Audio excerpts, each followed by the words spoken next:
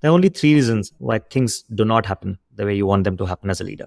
And you can look at a person and you would say that either that person can't do, which is a capability issue, or they won't do, which is a motivation or an alignment issue, or they were not set up to do, which is really your problem that you didn't set up the ways of working in org design properly. So as a leader, do you have the right people in terms of capability? And if not, is the right answer for us to coach them or to like really put them or mentor them and so on, or move them to some other place because maybe their capability is suited elsewhere? If they won't do, why won't they? Are they not aligned to you? Do they not agree with your vision? Do they not have enough time? And so on and so forth. So you need to really go deeper there. Why won't they do? Today, my guest is Anuj Rathi. I've been looking to get more India-based product leaders on the podcast because this podcast has a large audience in India. And when I put out a call on Twitter and LinkedIn asking people who I should have on, Anuj was the single most requested person.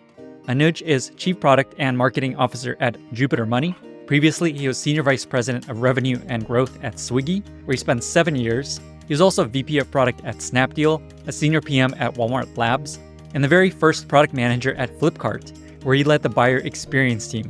In our conversation, we dig into how product management is different in India, Anuj's lessons about building product experiences for new users, how he operationalized the working backwards process at the companies he's worked at, why he pushes his teams to explore 3 divergent directions before settling on a plan, why he thinks product managers and companies should be much more full stack than they are, also a bunch of frameworks and contrarian takes about building product and your career in product. A big thank you to Sayan Maiti and Nikhil Kulkarni for helping me navigate the product scene in India. Look for more amazing India-based product leaders to come. With that, I bring you Anuj Rathi after a short word from our sponsors. This episode is brought to you by Sanity. Your website is the heart of your growth engine. For that engine to drive big results, you need to be able to move super fast, ship new content, experiment, learn, and iterate. But most content management systems just aren't built for this. Your content teams wrestle with rigid interfaces as they build new pages. You spend endless time copying and pasting across pages and recreating content for other channels and applications. And their ideas for new experiments are squashed when developers can't build them within the constraints of outdated tech. Forward-thinking companies like Figma, Amplitude, Loom, Riot Games, Linear, and more use Sanity to build content growth engines that scale, drive innovation, and accelerate customer acquisition. With Sanity, your team can dream bigger and move faster. As the most powerful headless CMS on the market, you can tailor editorial workflows to match your business. Reuse content seamlessly across any page or channel and bring your ideas to market without developer friction. Sanity makes life better for your whole team. It's fast for developers to build with, intuitive for content managers, and it integrates seamlessly with the rest of your tech stack. Get started with Sanity's generous free plan, and as a Lenny's podcast listener, you can get a boosted plan with double the monthly usage. Head over to sanity.io/Lenny to get started for free. That's sanity.io/Lenny. This episode is brought to you by Vanta, helping you streamline your security compliance to accelerate your growth. Thousands of fast-growing companies like Gusto, Calm, Quora, and Modern Treasury trust Vanta to help build, scale, manage, and demonstrate their security and compliance programs and get ready for audits in weeks, not months. By offering the most in-demand security and privacy frameworks such as SOC 2, ISO 27001, GDPR, HIPAA, and many more, Vanta helps companies obtain the reports they need to accelerate growth, build efficient compliance processes, mitigate risks to their businesses, and build trust with external stakeholders. Over 5,000 fast-growing companies use Vanta to automate up to 90% of the work involved with SOC 2 and these other frameworks. For a limited time, Lenny's podcast listeners get $1,000 off Vanta. Go to vanta.com/Lenny. That's VANTA.com/Lenny to learn more and to claim your discounts. Get started today. Anuj, thank you so much for being here and welcome to the podcast. Thank you so much, Lenny. Thank you for having me. It's my pleasure. I haven't told you this, but when I put a call out on Twitter and LinkedIn for people's favorite India-based product leaders, you were the single most recommended person. And so I just wanted to start with, how does it feel to be the most loved India-based product leader, at least according to my Twitter followers and LinkedIn followers? Well, it feels really good, and I really feel it's come together because I've been doing product management for the longest time. In 2010, when I started the product management journey with Flipkart, I think that was a time when there were not a lot of products being built for India. So I think one part is just the tenure, and B is I think it's just a lot of people have known the work. Awesome. You're very modest. I wanted to start with a question about product in India. And I'm just curious, just how is product management and product building in general just most different in India? Yeah, I think that's a very interesting question, and I think about this all the time. Like when I look at product management in India, and I do have like a lot of friends comparing product management versus say in US or even in Europe versus even in China, Southeast Asia, etc. I think India has had like a very interesting journey of products in general, and hence product management also. I think till about 2010-ish, there were not really many products built for the Indian consumers in the first place. Like there were a lot of products being built, a lot of technology being built, but largely because it was a back office. So you had like a lot of great engineers, but kind of working in companies which would build products for the American customer or even for the European customer and so on. So once these startups started coming in, which were thinking about building for the Indian consumers, uh, I think we did not really have that talent which you could directly tap into, who were trained into product building. Forget product management as a field in the first place. There were no colleges which were teaching anything about this. There was no playbooks and so on and so forth. We would go to the internet and look at YouTube and look at SVPG and all of that. But what we would understand would not kind of you could not port it directly to the Indian startups. Uh, and the way that they shaped up, I think also shaped up the way product management field would evolve in India.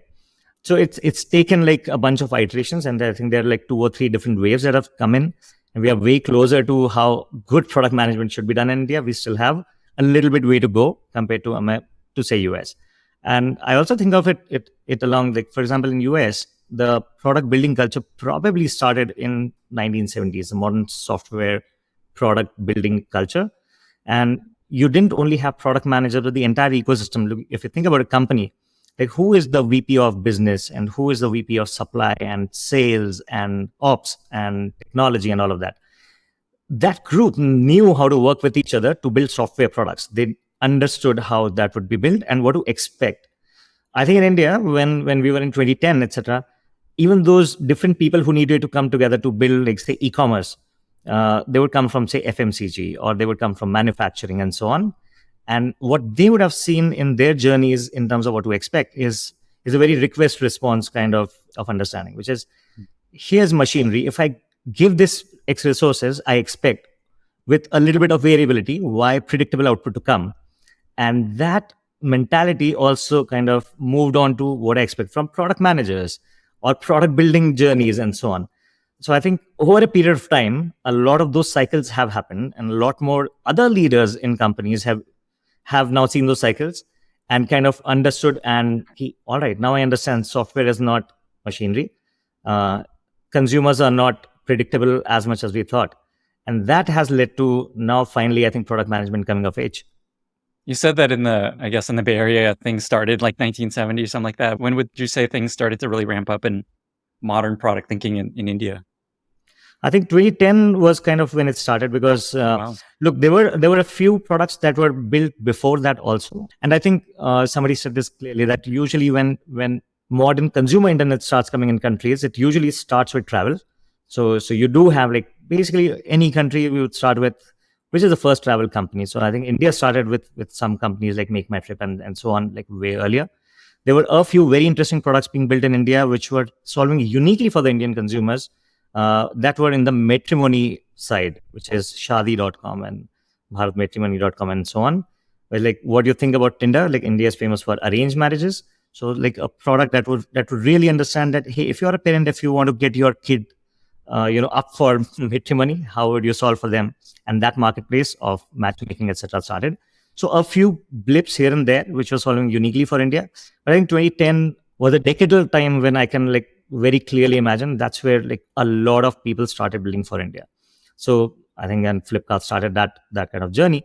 But in a couple of years, then they were like say Ola, which was in a way similar to Uber, what they were doing elsewhere. and then a whole bunch of other startups that started coming in. So, for example, in food delivery, when I was working at Swiggy, that came in like say 2015, 2014, in that time frame. And now you see a whole bunch of startups which are trying to do not only things which are what could an Uber for India look like, or what could a DoorDash for India look like, uh, very different and also very innovative. So I think now is the time when you see a lot more product building around that area. What are some numbers of just like companies in India, people in India, money spent in India? I don't know, things that would be like, wow, that is a much bigger opportunity than I thought.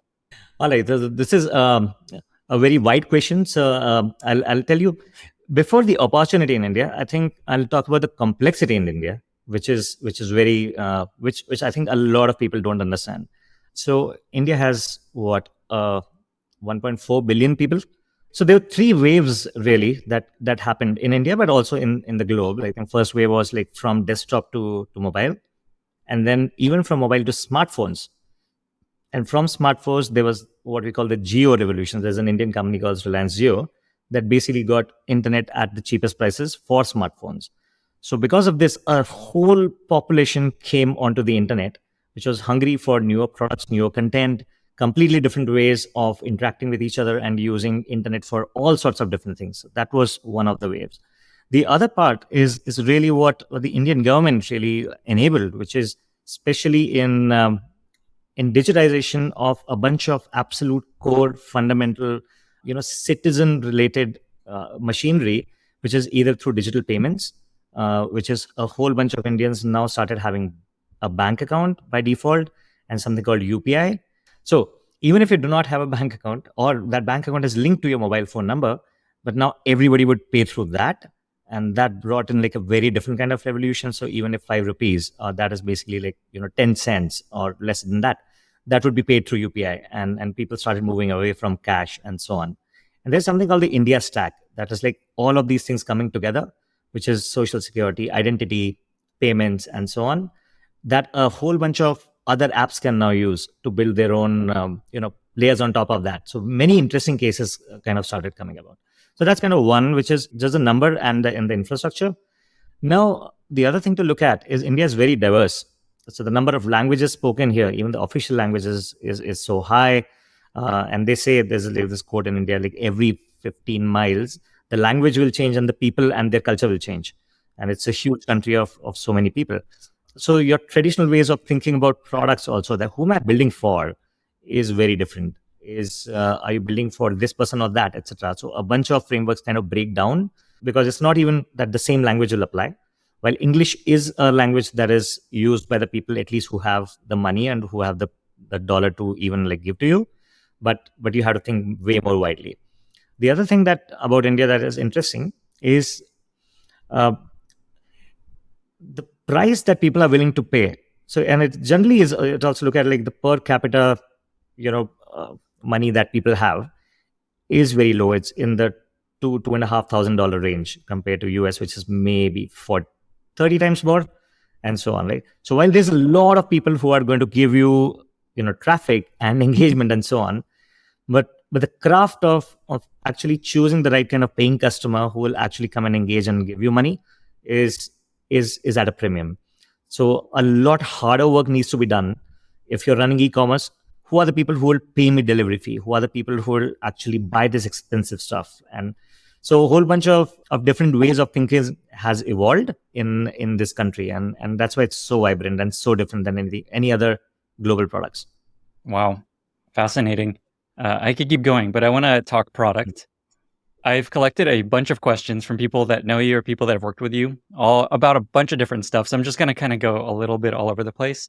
And the first area I wanted to talk about is the new user experience. Apparently, you have a interesting insight and kind of a different approach of thinking about new users and new user experiences. One of the things that I realized once we started working about the products is that product managers and generally companies are too engrossed in thinking about, because they're very close to the product, it's close to their heart, and they're looking at it all the time. They're looking at a lot of minor nuances in terms of how this works and feels. And almost inherent into this is the bias that everybody is thinking about this product all the day, all the time, and so on and so forth. Whereas the reality is, most consumers in the country or in your target market, they don't care. and they may have sometime heard about your product. The word of mouth is not ever so strong, even if you're the strongest brand and so on and so forth. But that is the customer that you've got to bring in and then serve. So there's very interesting insight that I heard from Scott Belsky from Adobe, and then now he's doing like very interesting stuff. And that kind of stayed with me, and which was you have to think about users or modern internet consumers having three attributes. So they are lazy, they are vain, and they're selfish. So lazy meaning I don't have time for this, so blow my mind away. Otherwise, I'm not going to pay attention. Vain, which means I have a habit. I'm solving this problem in a particular way. And here you come with your $2 product and asking me to change my habit. Do you really expect me to do that? That's second, that's their inherent attribute. And the third one is that they're selfish, like show me what's in it for me. And once you start thinking about users in that vein, and if these users are not even using your product, like suddenly you realize, oh my God, it's quite difficult to even, how do I attract this kind of customer? And if my marketing team has done a good job at bringing this user to my product, how do I actually now empathize with this lazy, selfish, and vain customer and build my product in a way so that I can make this, we are on your side. Like this is the thing that you have to use. The way you write your copy, the way you build your onboarding, the way you do your first warm welcome, it's going to make the biggest amount of change in terms of your product success than your core product features that you're going to build for your loyal consumers. So that one insight, and I've seen and applied that multiple times, not only in the companies that I've worked with, the companies I've consulted and spoken with. Most neglected, well, they kind of get user onboarding is important, but just how important is that is one. And B, it's a craft of thinking like a user who's lazy, vain, and selfish, and basically rejecting all your products. This does not work for this kind of customer. It's extremely hard. It's very hard, but it's totally worth it if you put that lens on. And is there an example of you're using this framework on a product you worked on where you're just like, here's a thing we really did that had a big impact or really surprised everyone? So I've used it in like two different areas. So one is, of course, products I worked on. So I worked in Swiggy for the last 7 years. And really, when we started working towards this user, instead of thinking about everybody as you know, this is what our onboarding experience looks like, and this is what our product is. So essentially, we used to basically say that we are a food delivery app, we are a grocery delivery app, and we have like these bunch of things.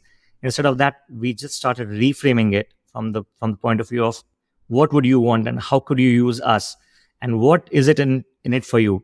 And we started connecting all our marketing messages along with the onboarding. So even going out market and thinking, where do you actually find us? How did you know about us? It's a reasonably large brand. Why have you not already downloaded us and used us? Have you used us and rejected us in the past? So kind of building that entire mental model and looking at a user from the point of view of, let's assume that you have heard about us 20 times. And what was that exact situation that brought you to download this app? So right from the entire journey of you hearing us, what was the trigger? And what was the marketing message and what was the promotion that we were running? And how do we continue that journey on your onboarding from your splash, that 200 rupees of X rupees, if you buy from us, continuing that entire journey in the language that they understand and with the user experience that is continuation from the marketing to product are the thing that we started focusing on a lot more. And it instantly started showing us results. But while I'm talking about like just a very simple example and everybody should be doing it, that is true even for when you have a particular app which has multiple products and many product lines. It's the same principle that applies there. And that's where I think the largest amount of delta that happens, that people don't know really why are we not able to cross-pollinate or cross-sell and so on and so forth. Right now I'm working with a company called Jupiter, which is a financial services app, and it's a neobank. So we care for personal finance. And it has a bunch of offerings. Like there's a personal account or savings account. There's a credit card. There's mutual funds. There is investments in say gold and FD and so on and so forth. Like it's a bunch of things. But when people think about why using us only for one service and just go away, and actually the key is to recognize that this user has found value in, and they're not interested in all the other things that you talked about. So be able to empathize with that user and now thinking about like the behavioral science aspects in terms of how do I convert this user from one to the other. That I think is extremely important.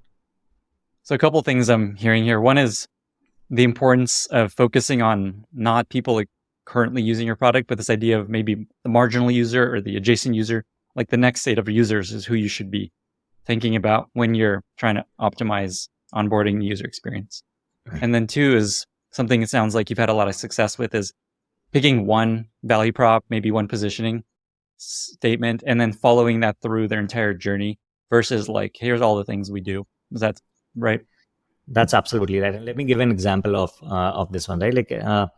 And one of the reasons why I really feel product managers must, if not better, but equally understand category consumers, which are not in market or which are not really looking or which are not buying your products just yet, as good as the marketer or the brand expert in your team does, because they really are tasked with what is that one message that I can say that will make the user take attention or get to like, oh, this is interesting, and direct attention towards your product. And if the product managers are able to do that, then they will choose that positioning and essentially understand what is my hook product and what is the hook that will at least get them to try my app or any of those things, right? So if they understand it as well as a marketer, and then understand over a period of time what is the right time when I introduce them to this other one, rather than being very greedy about like letting the new user try everything. So that's one. The other thing that I feel is a lot of product managers don't do right is forget about everything. Here's my app, go figure.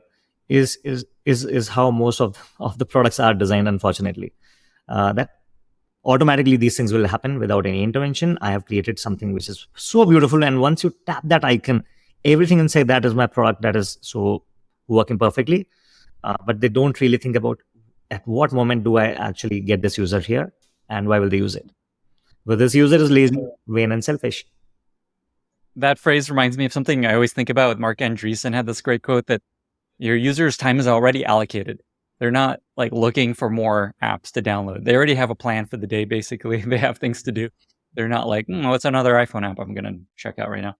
And so somehow you have to convince them this is worth your time. And I like this framework. Is there like an example of like a phrase you found really effective in either Swiggy or Jupyter or Flipkart or anything? Just like, here's a really quick example of something that had a big impact on either simplifying the value prop, or if you don't have an example top of mind, what was kind of the impact you saw from implementing some of these ideas?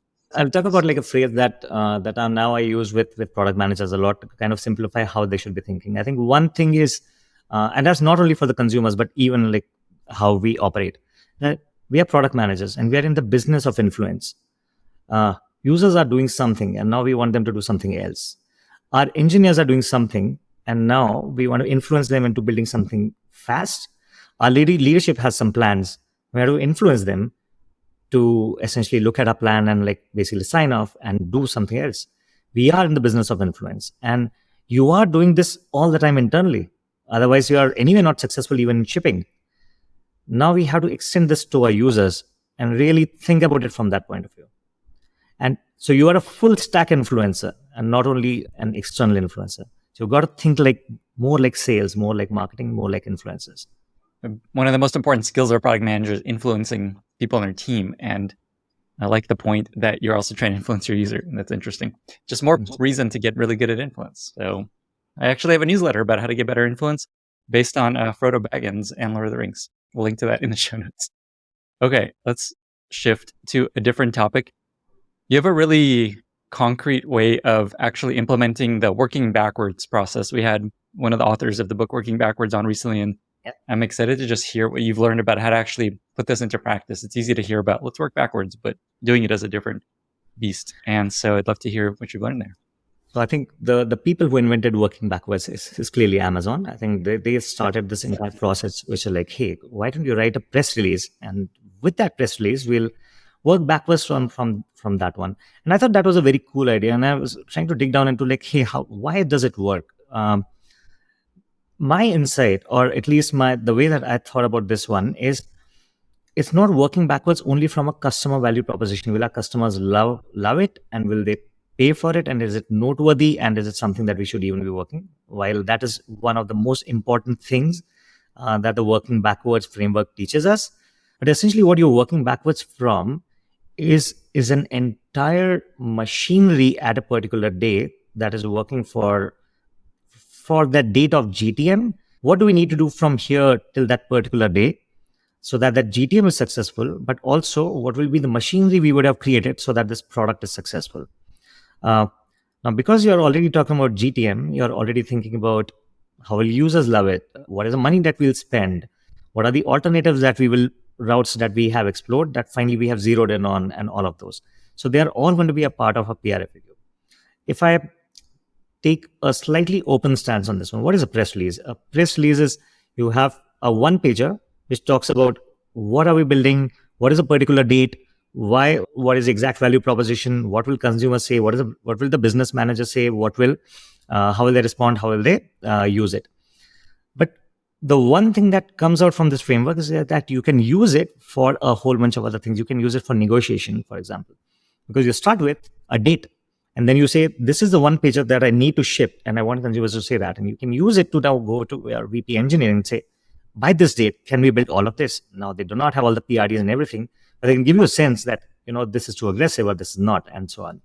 You can also use the quotes here to actually find alliances or find like people who are going to actually derail this. So you actually use the customer quote to basically say, I want my customers to say this from marketing and from my pricing team. Can we actually ship this so that consumers will say that? And then from the business owner's quote, you actually say, this is what we are shipping, but what are your goals? Can you say that within 3 months, we would have achieved this much? And so using that to kind of build one entire picture is one way that I found it really powerful. Because if you find disagreements here, then say, I can't ship it. Then you change the date and then you change the goals, because all of these things are changing together. So instead of one, you find the other set of all the things that need to come together for that press release to go live is the real value. The other part that I found interesting here is that I really truly believe in the power of three. So I actually ask my teams to write 3 press releases, alternative and divergent. Like what if so suppose you're launching a membership program. So instead of 2 tiers, let's do 3 tiers. Or for example, let's take another one which says, instead of, building a membership, let's build a tiering pricing program with membership points. And instead of this segment, let's use another segment. Let's say within these 3, and they all need to be fully thought through. And that kind of helps the leadership choose. So the 2 things that help that work here, because when you are in the product discovery phase, you would have heard from a lot of folks. And finally, if you show them just one roadmap, it feels like, hey, this person they listened to my interesting point, which was valuable, but they didn't include it. But when you're doing this 3 PR FAQs, you're saying them, I considered this, and this added up to a story that eventually is valuable. This alternative route, I considered your point of view, and I created a story, but unfortunately, it is not adding up, so we rejected it. So now people can compare and contrast, and that's a very powerful leadership tool. And that actually is a very powerful tool even for CXOs. When they say, let's build this, and say, here are 3 ways we can build this. And here's the reason why I'm not building what you said, because you will like these 2 more. That's a really cool idea of just using the PRFAQ and working backwards process to think very differently, partly to make sure you've explored all the options, partly to just like think through things that are kind of in the back of people's minds and see if there's something there before committing to the one direction. So the FAQs also are very important to kind of set processes in the system. For example, if now we are Jupiter, we are a financial services app. So every FAQ will mandatorily have, how are you going to make sure that it is fully compliant? Have you gotten sign off from ABC people? Have you actually thought about legal aspects and so on and so forth? So for example, you can use the FAQs very effectively here. Versus, for example, when it was Swiggy and it's a 3-way marketplace, you have consumers, delivery executives, and restaurant partners. Now, any small change that you do on say delivery partners, for example, if you're working on optimizing their earnings per hour, which will lead to some changes in cost per delivery, but that may have a completely different impact on delivery fee. I'm just making this up. But now, because of so many moving parts in your FAQs, you're explicitly asking, have you thought about what are the implications on restaurant partners? Have you thought about what are implications on delivery partners? And we, in fact, used to have that PR FAQ in terms of we'll write down the different segments of delivery partners, and sometimes it will have extremely weird correlations because just the product managers on one side of the equation have started thinking, or at least consulting the other part of the marketplace. What could this mean for you?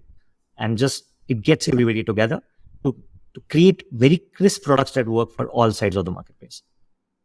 One thread I'm pulling out of a few of your stories so far is you often come back to this like full stack approach to many models. So, and you talked about how PM is like an influencer, but also they're influencing users. That's a cool way of thinking about it. With this working backwards process, you can use it to think about the full stack of launch, not just what features you're going to build. I know you also have some strong opinions about product managers, and they should be much more full stack than most PMs. Does that ring a bell? And if so, can you talk about that? Yes. No, I think it's the same thread that is connecting the first and the second. I think product managers have to own outcomes and not only features and parts of the problem. Well, they will own some parts of the problem fully, but if they need to work with everybody to make sure that eventual product that they launch is successful, and not only successful from the point of view of, hey, we launch something and it works for our users, etc. That's not the definition of success. Did it work in the way that it really changed the behavior of the kind of user that we wanted to? Did it achieve a business outcome? Did it build a capability that is important for us? So all of those things combined will not happen if the product manager is only thinking about their part.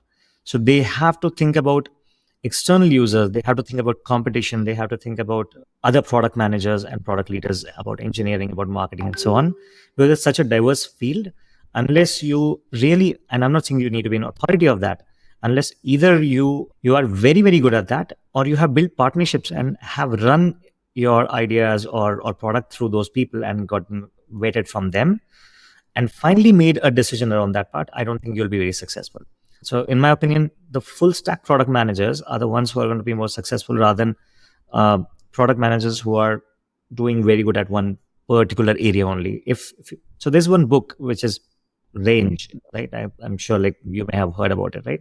Even the first chapter, what they talk about is they take two examples. One is the example of Roger Federer. So with Roger Federer, for example, I think I'll just continue that till 18, he played like a bunch of racket sports. And this wasn't even tennis. But then you bring in, ideas from one racket sport to the other, and second to the third, and so on and so forth. And now you have such a range of ideas that you can connect a lot more dots and actually ship it. Like, I think that's a better playbook for being more successful in product. I was just watching a documentary on, I think it was called Greatness, and they had Wayne Gretzky, and he had exactly the same experience. Actually, when he was young, he played hockey just during winter times, and during summer he played other sports, and hockey was just like a sport, one sport he played, and then eventually he started to focus on it. And they talked about how people that play different sports in their childhood actually ended up being much better at that one sport they chose. So a lot of parallels. I know you also have a lot of interesting ways of thinking about coming up with roadmap ideas and ideating and building a roadmap backlog. So you already talked about this idea of going in very divergent directions and seeing if that leads anywhere. There's a couple more someone shared. One is you have this idea of show, don't tell. What is that? Actually, show don't tell is an idea which is an extension of what we were talking about, is from working backwards. And when we're talking about working backwards, one is a PR FAQ, which is like a written documentation of what we're trying to achieve.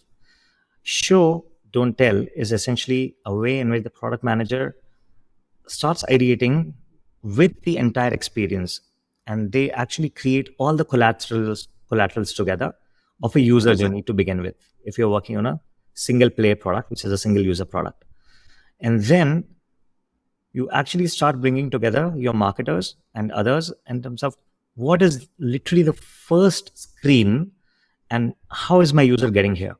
And it's not as simple as imagine somebody who will be doing this and reaching here. We try to recreate an exact situation. There's a concept of person, not personas. So while we talk about personas, but we try to go to, all right, no, don't think about a generic user. Let's say Lenny, 30 years old, doing ABCD things, earning this much, etc., etc. His relationship with this category of food delivery is X. These are the things that he has done in the last month. In the last 3 days, they were the needs, desires, aspirations, fears, frustrations, etc., etc.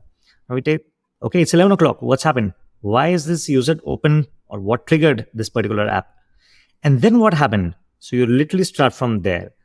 And I think 50% of my product reviews are around that part. And then when we say, all right, then this app got open. Do we have the right kind of way forwards for Lenny to actually achieve what he came here for? And literally each pixel and each copy and each word is going to be in service of that part. So that's kind of showing the entire journey rather than just saying and assuming. So that is something that I've found really powerful with respect to even designing products or even thinking about why are we building something. What it also helps is when we are building complex products, especially in marketplaces, because once you're building this for the user, simultaneously something is happening on the other part. If it is simultaneous, if it's a real-time marketplace or something like that. So you're building something for the user and saying, all right, if this guy ordered, now there's a 30 minutes time when a delivery executives will come to the user with food. What is happening? What's the emotional state of the user? And let's plot out the 30 minutes time and let's create like various scenarios. Which is like, hey, maybe he went to the restaurant and the food is delayed, or the dude on a bike, his bike got punctured, etc. And what is the consumer thinking at this time? So you show all of those things in real time, and that kind of cuts out a whole bunch of random ways in which the product could have looked like if you're creating even a chatbot. So just having that showcase of all journeys coming together helps a lot in building your products in the right way. So essentially just getting very detailed and very concrete with the product experience that you're building, thinking about the user experience. Sounds like a lot of work. I can't imagine you do this often. Is the advice here to do this once a year or once and just kind of keep it updated? Sounds like you did this at Swiggy, and that was a really impactful way of building the product. Yeah, I think this is not only like one way at Swiggy. I think like I recommend this every product manager to do a show don't tell version of their current version, and at the same time there's a new version all the time, so they can compare and contrast and very easily kind of explain everyone why they're doing something. In fact, that wall, so it's called the wall, it also becomes one common place where you can get all the stakeholders in, because it becomes, instead of just doing the elevator pitch, you can actually do detailed discussions on why I'm choosing this versus something else, and so on and so forth. That's a product manager's version of doing this. There's also product leader's version of doing this, Lenny, which I call strategy on a page, and a lot of people call it like growth loops. Like, don't show a user's journey. Now, let's see the entire strategy of the company together on one page. So, all right, this is what the market looks like, and why will we get what kind of users, and what is our activation budgets, and how many of them are we going to get to this next stage and get them to use it? How will we get them to cross-pollinate into different sections? Do we need a membership program? Are there any different levers which we'll press more or less, and so on? So that also is like a show don't tell. And not only one, but usually I like to create 3 of them as well. Like, why did we choose a strategy versus the other? And that, for example, is like a very good way for product leaders to kind of get to one strategy that their CXOs align with, and something that they can essentially tell the entire product and other teams, this is what we're going to follow. This episode is brought to you by Wix Studio. Your agency has just landed a dream client, and you already have big ideas for the website. But do you have the tools to bring your ambitious vision to life? Let me tell you about Wix Studio, the new platform that lets agencies deliver exceptional client sites with maximum efficiency. How? First, let's talk about advanced design capabilities. With Wix Studio, you can build unique layouts with a revolutionary grid experience and watch as elements scale proportionally by default. No-code animations add sparks of delight, while adding custom CSS gives total design control. Bring ambitious client projects to life with any industry with a fully integrated suite of business solutions, from e-commerce to events, bookings, and more, and extend the capabilities even further with hundreds of APIs and integrations. You know what else? The workflows just make sense. There's the built-in AI tools, the on-canvas collaborating, a centralized workspace, the reuse of assets across sites, the seamless client handover, and that's not all.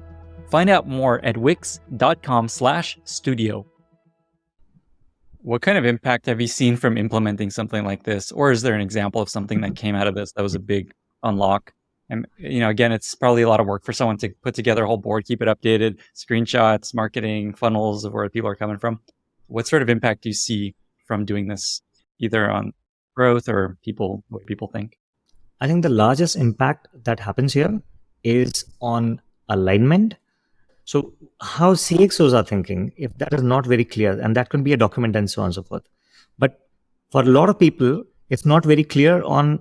I can see one part of the funnel. I can understand, the marketing team can understand the best why we are acquiring those users, but they don't kind of fully see the picture of, if I attract this kind of users, why will these users become loyal, and what does that entire thing look like? Or say some other team which is building a part of the product, where do I come in, and so on. So I think the largest impact that the show don't tell has is on basically getting the entire company together on the same page, and them being able to understand why I'm doing, and which part of the entire picture I am working on, and why others are working on, so that I can actually work with them to solve that part. That's one. The other thing that it helps, Lenny, is it also helps in choosing directions. Like I said, like it's because we are not doing one but three of them, and why I'm choosing one alternative versus the other. And sometimes these strategic discussions, they can go in like all sorts of different ways, and maybe you will talk about one particular unique point and go deeper, rather than look at the entire picture together and say this is good because of all of these 5 points that we presented in page one versus the other one. I think the other benefit, just like one of the benefits of working backwards and Amazon's whole written down memo approach, is it forces you to crystallize ideas and not stay superficial, because there's so many like good ideas in theory, but then when you have to get really concrete, that's actually a terrible idea. Like basically it's the same benefit in a lot of ways of like, get very concrete. What are you actually going to do? And that'll help you identify, okay, this isn't going to work. What are we even thinking? And so I like that. Awesome. Okay. Another framework that you have is something that you call the 4BB framework for product strategy. Can you talk about what that's all about? We essentially saw that, if a startup actually usually wants to do like a bunch of things across the board, there's always like, hey, I should be investing in tech debt, or like building core platforms that will really help my product in the long term, and that's super important.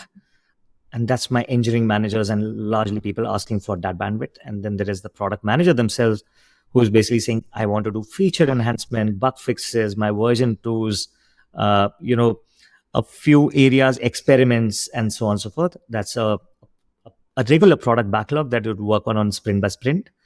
Then there's this leadership which will say, you know what, now we have a suite of products. Now I want to take like a large, delta bet that may work. It may not work, but we need to make sure that it works. But I need work done across teams, and it's not only one person that needs to do it. I need contribution from 4 or 5 of you that come together and deliver that. Or there are places where a company is like just reimagining their identity, or they're pivoting, which is like, all right, we were doing X, now we are doing X plus Y. That's how we want to be known. Or we were doing X, now we want to do very little of X because current consumers, okay, we will take care of them, but now we want to pivot into Y. Right? So it usually is in 4 of these buckets. And what really happens is it gets down to product managers eventually prioritizing between these 4. So I don't think it's a tactical prioritization product manager call. It really is a product strategy call. And the conversation that needs to happen is between, say, the head of product and the CEO, or even like the leadership. If I gave you 100 focus points, how much will you put in each of these buckets? And what are those 4 buckets? Those are the 4 BB buckets. So what are the ones? So we call them, first BB is brilliant basics. And the reason why we call it BB, brilliant basic, you need to brand. You cannot brand it as tech debt, so it feels like very off. Because these are brilliant, these are important. That's what the company is built on, and the company needs to invest in that. So that's one. The second one is bread and butter. So that's your backlogs. If the product managers had no big ideas and they just were left on their own, what would they come up with? And in terms of just improving that line of business that they're given, then they're big bets. And now that's where your larger ideas that have come together. But how many big bets should we take? Or is this big bet even a big one? That's where you're working backwards. Or PR FAQs start becoming even more important. Because those are the kind of bets that cannot be taken without everybody basically signing up, working backwards, and saying, we will all make this successful. And Breaking Bad essentially is a different world altogether. That's where you want to redefine your company. You were doing, for example, in Swiggy, we were doing food delivery. Now we want to do grocery delivery as well. It's like these are 2 companies working together. Or from a food delivery company, we wanted to become a convenience company. So that's almost Breaking Bad. Again, like I said, we got cheesy. But the good thing that happens is now what you can do is, along with your leadership, take stock. And the head of product essentially can say, you know what, I can, in the next year, I can invest a lot less on my brilliant basics. And we should, as a company, focus a lot on this breaking back, because that is existential. But then we should not look back and say, why were tech systems a little bit broken this time? Why were, we had a little bit more downtimes? And you can basically blow it out and almost showcase what to expect. Or for example, if we are just working on a whole bunch of bread and butters, so you'll start seeing a lot fewer bugs. Customers will be a little happier. You worked a lot more brilliant basics. Tech systems are nice, but you didn't create any differentiators. Well, none of your bets went out, and your competitors are catching up. So does that sound like a better future? These are hard questions, and these prioritization questions, I don't think are product management questions so much as product strategy questions. But in a lot of cases, executives don't know what they're trading off against. So if you are able to create the conversation around which buckets do we want to put in, and create 3 alternatives. So I have kind of tried to do that a bunch of times. Let's look at strategy A, and these 3 have to be divergent. Like suppose we were putting like a lot fewer, focus points in brilliant basics, and a lot more on, for example, big bets. Then there will be a risk that there will be like, we won't have any experiments, or very less experiments. We won't have, your bugs will stay bugs. But we will get a shot at like kind of changing the game. Is that a future that sounds better, or something else, which is like, because you're pained also by a lot of bugs and constant downtimes, so which is more secure, but we won't build something amazing. So which sounds better? Because you are able to drive that, now the clarity to the product managers is way clearer in terms of what will they do. And also they would know that if they have been signed up for a big bet, then they will need to contribute to the PR FAQ. They will need to contribute to the actual, working of that, irrespective of what their product was. But now they're part of something bigger. Awesome. I love it. Okay. So just to summarize, so people can have just a very short definition of this framework. Brilliant basics is essentially tech debt and like things that you just have to do, like hygiene almost. Bread and butter is essentially optimizing the existing product. Big bets are big bets. And Breaking Bad are just like future big rocket, like moonshots, just like transform the way the business works. That's right. I love it. It's also interesting, another thread that comes up again and again in your advice is exploring all the options before committing to one. Like you always, I think, sounds like you always try to recommend 3. I guess let me say what I always find is important there is I think it's important for the product manager to recommend one. Along with that, it's not just like, here's 3, you tell me which one you do. It's like, here's 3, here's my recommendation. Why? Is that your advice too, or do you see something? 100%. So when you have explored the 3, you essentially have done the work on that. I have covered all bases and also crystallized them into a concrete option. And now I'm choosing one on the company's behalf on the basis of whatever I know about the market, about the company, about our strategy, and about how we will make it successful. Now, if I miss something, it's also a time where you can actually work with leadership and other product managers to essentially get that knowledge complete. Or if there are like, if you're 80% right, you can actually use elements of strategy 2 and strategy 3 to bring into one. So that's always the way that you think that one very concrete option, but because you have these other 2, so that you're not missing and bringing it together. But ultimately, you are the one who is going to champion this, and that's where the other leadership element of Amazon comes in, which is disagree and commit. So, but once we have aligned on this one, we'll all commit to launching this, and then the leadership should not go back and forth on that part. Awesome. I want to go in a completely different direction. Feels like you have a lot of contrarian opinions about how to build product and how to build teams and build companies and things like that. So I just want to start broad. What are some things you have contrarian opinions about, things you believe that a lot of other people maybe don't believe or see differently? So one, for example, excellence and speed. There's always like a question around that. Hey, would you rather ship faster, or would you rather ship better? In my opinion, when you have to make a choice, think more and ship better. Most experiments should be thought experiments, and they should not even be tried out, because they're obviously going to fail. Which is contrary to, let's try it out, and then let's see. I think that wastes a lot of company time. Uh, if you had smart people who could do meta thinking, a lot of experiments would just not even be live. It's not a rule, but it's a preference. I think speed and excellence are two different axes. Ideally, you should be better at both, but if you have to choose one, choose excellence.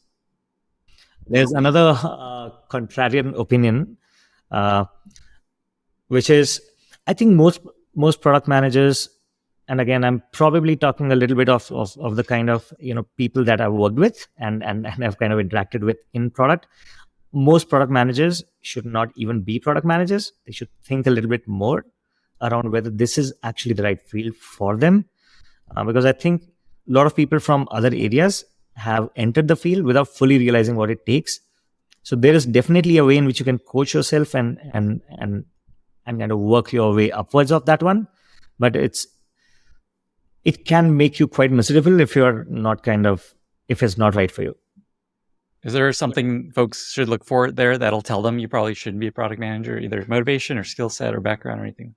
No, I don't think about like particular domains that you come from. I have like again a simple framework of three.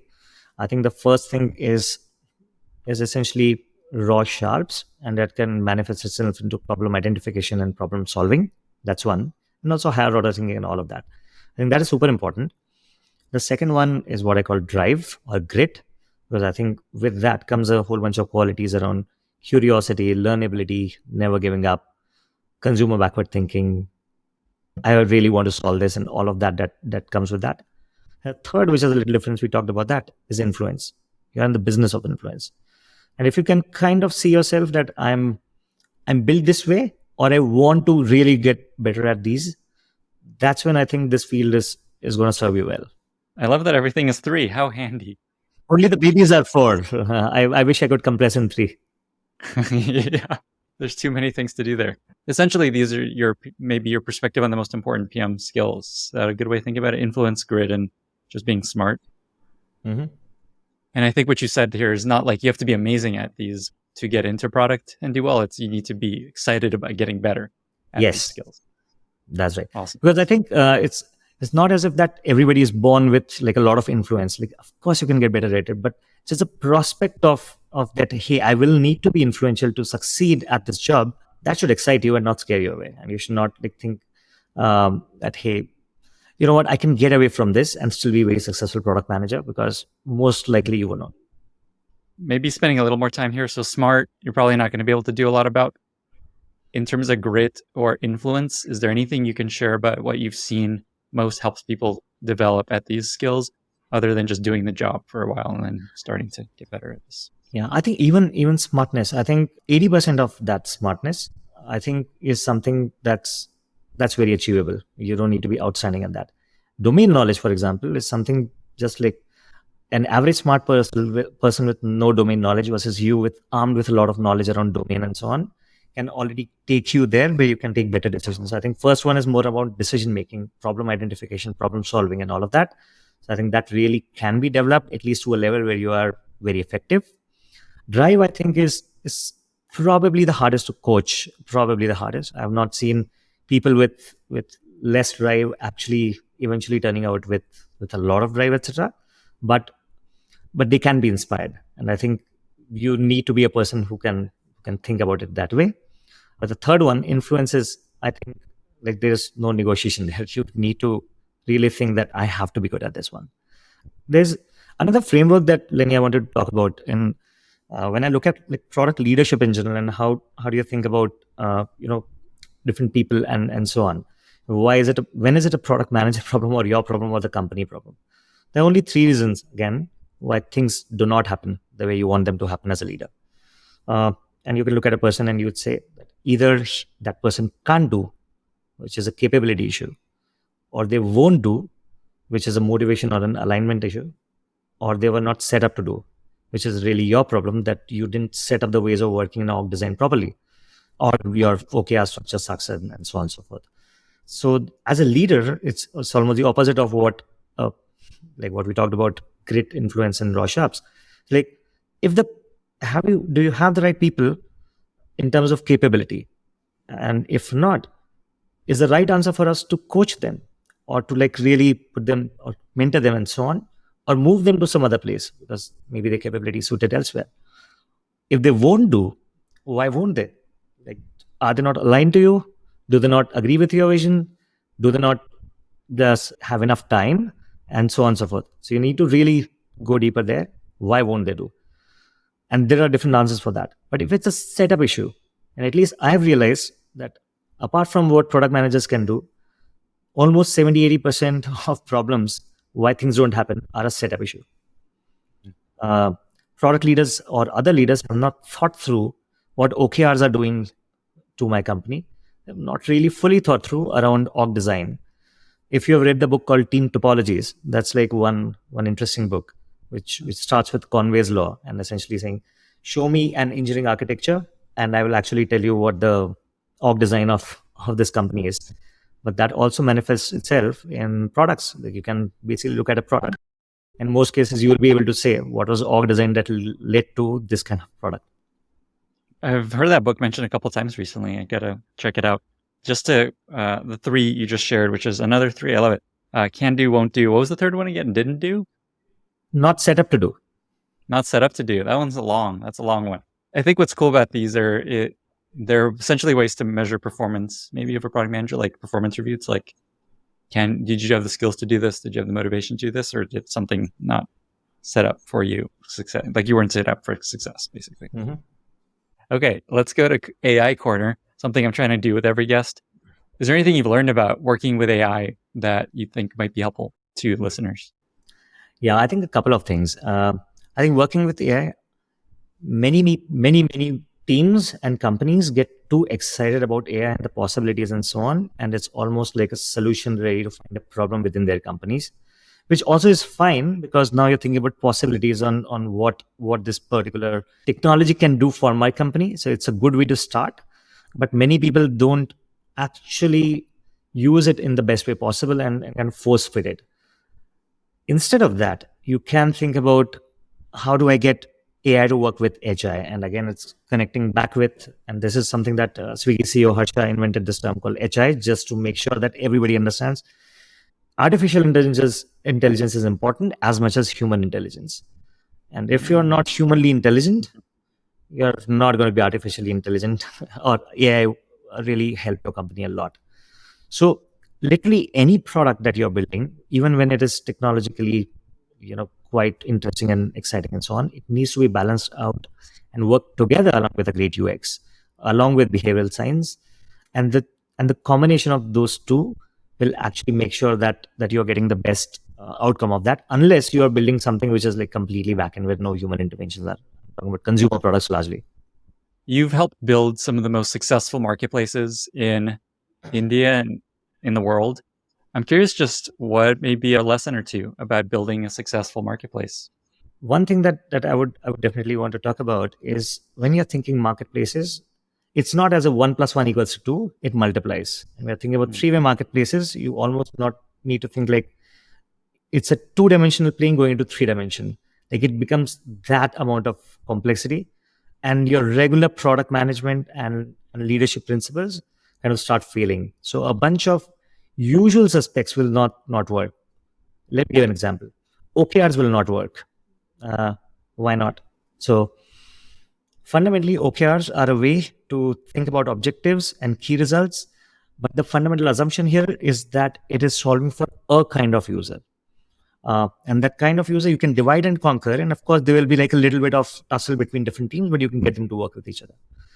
But if it is working for 3 different kind of users, then all the goals will all the time be in conflict with each other. And what are examples of the 3 users? There's like the delivery person, the restaurant, end user. So if you have an example of on the consumer side, we need to collect more delivery fee, or what does that really mean for those other 2? And on the restaurant side, hey, we need to get more commissions because profitability is a goal. And on the delivery partner side, it means pay them less or optimize a little bit more. So, but once you start moving one lever, those 2 are already stretched towards the other direction. So they are not independent levers in the first place. And the way to even model them out, how will it work out if we choose X versus what Y's will change, Y and Z will change. It's almost impossible to do that. So I've seen OKRs fail multiple times when you're running this kind of a marketplace. Big bets work much better. That's when you say, hey, we want to take this bet, but it's all going to come together as if we pull this lever, then something else will change.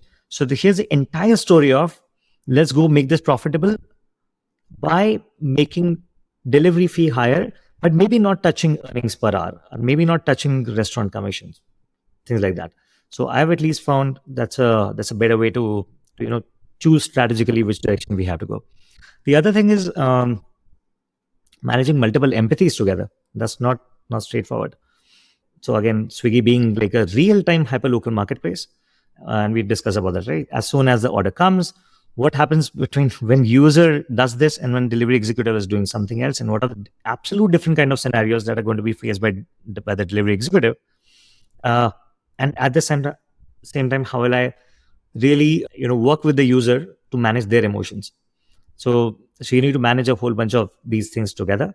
And product management here, you cannot have the delivery executive product manager only care about that side. They also need to be a champion on the consumer side and vice versa. Yeah, I find with marketplaces, Uber went through this, Lyft went through this, where the supply often just gets squeezed because they need to deliver for the customer. So like drivers end up getting hosed. Airbnb hosts kind of get pushed to do things they may not want to do. Imagine delivery people, same thing. Now that you mentioned Uber, for example, one of the things that that companies which were running, taxi businesses, if you have just one limited pool of money, for example, and you want to get the marketplace humming with respect to number of orders per day, how do you decide? Should I incentivize my users, for example, for the first ride, first 10 rides, and so on, or put zero money in there but incentivize my drivers that you need to come here? So you have to think about liquidity also in very different ways, and sometimes you need to pull the lever completely towards the other side. So the experiments also, AB experiments also don't work, and that's a very unique thing about marketplaces. Not work the way that you would expect them to work, because there are network effects all over. So if you have to run AB experiments on your driver side, if you put half drivers on A versus half on B, but there is a network effect between the both of them. When you're trying to decide which side of the marketplace to focus on and prioritize, do you have any kind of lessons or rules of thumb of just like focus on the customer and index towards their happiness versus the supply versus, say, the delivery person? There's one thing that I think marketplaces need to realize is that you need to be operating in a stable marketplace. So all sides need to be stable enough so that they're not going to go away. So I think that's the starting point, and that's an important point, because once we have established that, then after a stable marketplace, then we say that which is the kind of customer that we are in the service of, and which are the customers that we will really focus on. For example, Amazon is very, very clearly a customer-centric company. And if they have to make a choice, they won't, because they need to have a stable marketplace. So sellers also are very as important, but slightly more important than the customer. But for example, if you looked at, say, Taobao or in Alibaba, their way of thinking is their aim in life is to create life-changing experience for 10 million Chinese sellers. And they will create a marketplace from the point of view of sellers which can actually sell. Again, they will have the same consumer app and a seller, work and so on. They are in the service of sellers. So you really need to, it will derive from the company's vision. I think the way we had thought about it at Swiggy, that we had to clarify in our values that the first value is, initially it used to be customer comes first. But that was very confusing because everybody is a customer. Even a restaurant is a selling customer, and so on. We had to clarify the consumer comes first, like the end consumer, which is actually eating food, because we're a convenience company that delivers to the end consumer. And when you're thinking about restaurants or delivery partners, then we work with them because we both are. When you're talking with the delivery partner, Swiggy and the delivery partner, we both are in the service of the customer. So you will build that app also from that perspective, and even the restaurant side also from that perspective, that we both are together in the service of the end customer. I feel like you have probably 100 more frameworks and processes and acronyms we can talk about, but I know you got to go. Is there anything else you wanted to touch on, or is there anything else you want to leave listeners with before we get to our very exciting lightning round? Just last few words that I want to revise. work backwards from an amazing future. So first thing is creatively imagine a future and then work backwards from that and essentially think what will make that successful, and be paranoid about that, hey, everything is going to go wrong, and hence I need to just make sure that it all comes together. Only the paranoid survive. Great advice to leave people with. We've reached our very exciting lightning round. I've got 6 questions for you. Are you ready? Yeah. What are 2 or 3 books that you've recommended most to other people? One book is Working Backwards. We covered that. The other one that has shaped my beliefs a lot is called How Brands Grow. It's by a professor called Baron Sharp. There are 2 parts to it, How Brands Grow 1 and 2. That's both very good. The other book, which I really love, is, and recently Kunal Shah, who's the founder of Cred, an Indian startup, he suggested, is The Luxury Strategy. And the reason why I love that book is because it gets into the depth of the human psychology behind hierarchies and how lords and kings and, those kind of social hierarchies have shaped how people think about aspirational products and so on. So highly recommend it. What's a favorite recent movie or TV show that you've really enjoyed? I really like to do reruns of The Office. so I was trying to think about this. What is the recent movie that I watched? I'm like, no, I keep on going back to The Office and some other episode and try to derive a lot of stories from Michael Scott. And the US one, not the British one, or do you watch both? No, I've watched both, but the US one has like a lot more seasons. Do you have a favorite interview question that you like to ask candidates when you're interviewing product managers specifically? Which are the products where you decide speed is more important versus which are the products where you decide excellence is more important? And I think that gives me like a good understanding of their frameworks and why they're deciding what. And then we go back into concrete examples where they chose one versus the other, and then take it from there. And then what do you look for in a good answer to that question? I look for essentially their assessment of risk, their assessment of how important have they or how well have they assessed the market and the competition or the competitive products in that market. And if their answer is let's ship something and we'll find out and so on, that also gives me basically a point of view that they really don't understand that this product, what they're talking about with this ship with speed, is not reached the V part of the MVP. It's not viable, or it's not, or I don't know, how do you call the MLP or like whatever, but it's not differentiated enough that it can be marketed. It is not worth enough where we can take it to user. It's not going to work for a lazy, vain and selfish user. And maybe that's not the answer towards speed versus excellence. Versus, for example, there's some products which are like, there's a very clear competitive differentiation that we can find. There was a clear market gap. I wanted to launch something, even if it is half-baked, no problem. I want to go take it out, get user feedback, iterate, and so on. So understanding of the market, A, but B, also understanding of their core orientation. Comes back to your ongoing advice of being full stack in a lot of ways, and in this case, being a full stack PM, thinking about marketing, launch, and adoption, all those things. Next question. What is a favorite product you've recently discovered that you really like? The very recent product that I like is called Rise. It's a sleep tracking app. And because I am kind of a half insomniac, and for the longest time, I was thinking about how can I track this, so that what am I doing and how can I actually get better at this. So I really liked the way that they actually help the end user. It's just been a week since I've started using it, but recommend it. Has that helped your sleep yet, or too soon to say? It's helped me track my sleep. So it's and now it's getting into the zone where it is actionable, but I like it. Okay, we'll see. Do you have a favorite life motto that you often come back to, like to share with people, kind of think about in either work or life? I would call it a life motto as much, but one of the things that I keep telling, like, my people who work with me, alongside me, and so on, is stop externalizing. That's one, which also means the more artistic way to say that is you are the reason for your own misery. So that's something that I keep using a lot, more in a fun way. But if things go wrong, if that leadership meeting didn't happen that way, if my product bombed and so on, go back and let's ask ourselves, what could we have done better? What I could have done better, and so on. And of course, because I'm also a poker player, so in a way, I understand there is half luck involved and half skill.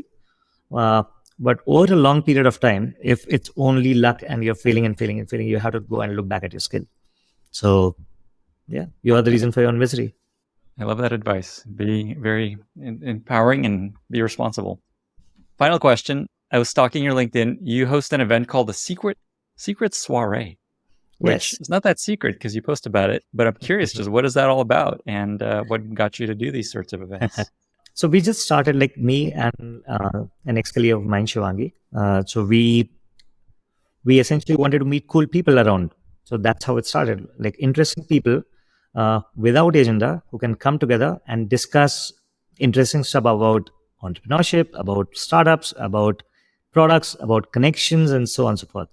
So it just started like that, and now we are on to many more interesting things that we are bringing in terms of cohorts, and which will be theme based. So it could be around product management, around marketing, around growth, and so on. We are strictly keeping it not for profit for at least the next year, but long way to go. Amazing. And so, for listeners, is this something they could join? Who should look into this? Who's this for? Absolutely. At that time, probably we'll not call it the secret soiree once we have expanded. No longer secret. Okay, cool. And then I guess they just follow you on LinkedIn, right? That's how they can keep up to date with these sorts of events. Okay, cool. Yes, on LinkedIn as well as on Twitter. Awesome. Anuj, we've gone through so many topics. We've talked about Breaking Bad and full stack product management, full stack thinking, working backwards, bread and butter, rule of threes. I don't know. So many things. 2 final questions. Where can folks find you online if they want to reach out and follow up on anything we've talked about? And how can listeners be useful to you? Yes, so I'm on Twitter. So on twitter.com/Anuj Rathi.